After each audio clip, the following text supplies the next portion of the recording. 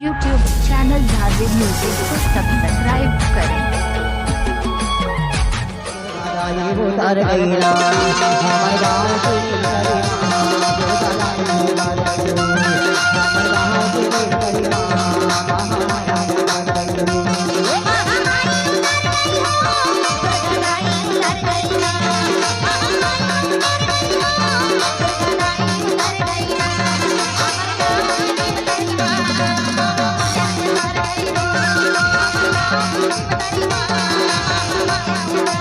महामाया उतार गई रे दुर्गा रानी उतार गई ना महामाया उतार गई हो दुर्गा रानी उतार गई ना हमारे गाँव की कलिया दुर्गा रानी उतार गई हो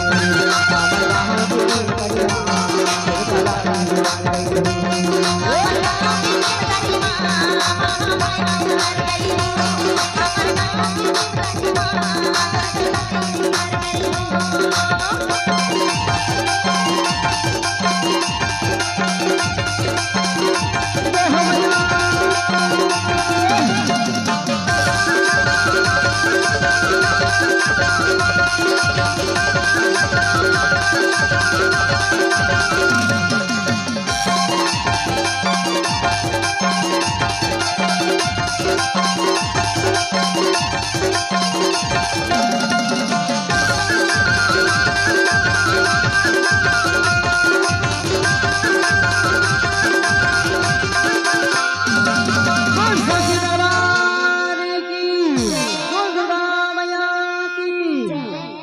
शांत हो जा भैया भैया अगरबत्ती दो ना सबको जला के अगरबत्ती दे दो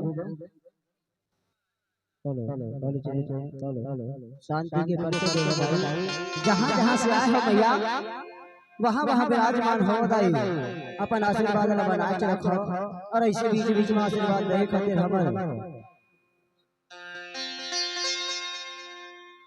क्रिया में आवत रहे भैया शांति के परिचय देवा दाई जहां जहां से आए हो तहां से